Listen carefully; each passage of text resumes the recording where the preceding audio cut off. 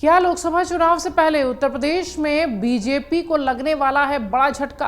क्या समाजवादी पार्टी और कांग्रेस में शामिल होने वाले हैं बीजेपी के कई सांसद? लोकसभा चुनाव के मद्देनजर पार्टियां और नेता हर स्तर पर एक दूसरे के संपर्क में हैं। इस बीच कुछ मीडिया रिपोर्ट्स में दावा किया जा रहा है कि लोकसभा चुनाव से पहले बीजेपी के कुछ सांसद पार्टी को झटका दे सकते हैं। टिकट की दौड़ में पिछड़ने की आशंका के मद्देनजर सांसद और उनके करीबी सपा और कांग्रेस से नजदीकी बनाने में जुटे हैं। विधानसभा चुनाव 2022 से पहले धोखा खा चुकी पार्टी के नेता भी इस बार सतर्क हैं। लोकसभा चुनाव के मद्देनजर पार्टियां और नेता हर स्तर पर एक दूसरे के संपर्क में हैं। आपको बता दें कि बीजेपी लोकसभा चुनाव में मिशन 80 को पूरा करने के लिए कुछ सर्वेज करा रही है, इंटरनल सर्वे जो पार्टी के होते हैं। सर्वे में मौजूदा सांसदों की स्थिति के साथ साथ संभावित उम्मीदवारों की रिपोर्ट भी तैयार की जा रही है। सूत्र ये कह रहे हैं कि सर्वे में कुछ सांसदों की रिपोर्ट अच्छी नहीं है। इसमें अवध, काशी, गोरखपुर, पश्चिम क्षेत्र के कई सारे सांसद शामिल हैं।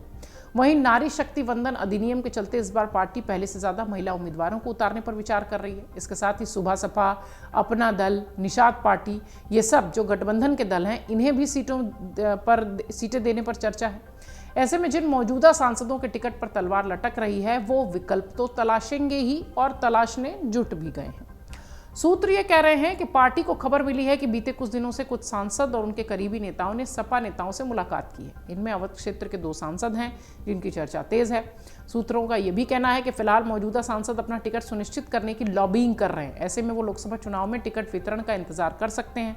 टिकट न मिलने पर वो पाला बदलकर सपा, बसपा या कांग्रेस के टिकट से चुनाव लड़ने की रणनीति पर काम कर रहे हैं। पार्टी ऐसे लोगों पर हर संभव नजर बना रही है, हर गतिविधि पर इनकी नजर रख रही है। वहीं इससे पहले हाल ही में ऐसी खबर सामने आई थी कि भारतीय जनता पार्टी के 2 सांसद INDIA गठबंधन से चुनाव लड़ सकते हैं। इन दोनों ने अपनी पार्टी के साथ संबंध सहज नहीं रखे हैं। तृणमूल कांग्रेस की प्रमुख ममता बनर्जी उनके लिए सपा अध्यक्ष अखिलेश यादव से भी बात कर चुकी हैं। ये सारी चर्चाएं थी, अटकलें थी। माना यह भी जा रहा है कि विपक्षी गठबंधन इन दोनों मौजूदा सांसदों पर दाव लगा सकता है। वहीं बीजेपी ने लोकसभा चुनाव के मद्देनजर संगठनात्मक 6 क्षेत्रों को लेकर 98 जिलों तक प्रभारियों की नई टीम तैनात की है। करीब 1 महीने की मशक्कत के बाद लोकसभा चुनाव में मिशन 80 को पाने के लिए बड़े जिलों में अनुभवी पदाधिकारियों, पूर्व मंत्रियों, जनप्रतिनिधियों पर जो प्रभार है वो सौंपा गया है। बीजेपी ने लोकसभा चुनाव के मद्देनजर 15% नए प्रभारी बना दिए हैं। वहीं 85% मौजूदा प्रभारियों के जिले बदले गए हैं। कुछ जिलों में जिलाध्यक्ष और जिला प्रभारी के बीच मनमुटाव के चलते भी प्रभारी बदले हैं। लोकसभा चुनाव में यूपी की सभी 80 सीटों को जीतने का लक्ष्य लेकर बीजेपी चल रही है। बीजेपी पिछड़ी जाति को साधने के लिए रणनीति पर भी काम कर रही है।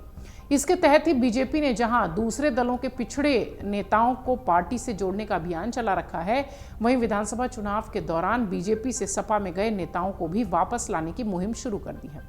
सूत्र ये कह रहे हैं कि सपा के कई विधायकों पर भी बीजेपी की नजर है। सपा विधायकों के बीजेपी के संपर्क में होने की भी बात कही जा रही है।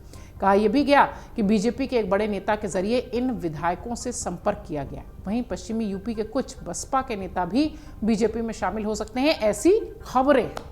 प्रदेश में लोकसभा की सभी 80 सीटों पर जीत दर्ज करने का लक्ष्य भेदने की रणनीति के तहत बीजेपी ने उन 16 सीटों पर खास फोकस किया है जिस पर 2019 में बीजेपी को हार का मुंह देखना पड़ा था। बीजेपी की रणनीति है कि 2024 में मौजूदा सीटों के साथ इन 16 सीटों को हर हाल में जीता जाए। इसलिए इन सीटों पर प्रभाव रखने के लिए सपा समेत दूसरे दलों के नेताओं को भी बीजेपी के साथ लाने की तैयारी है।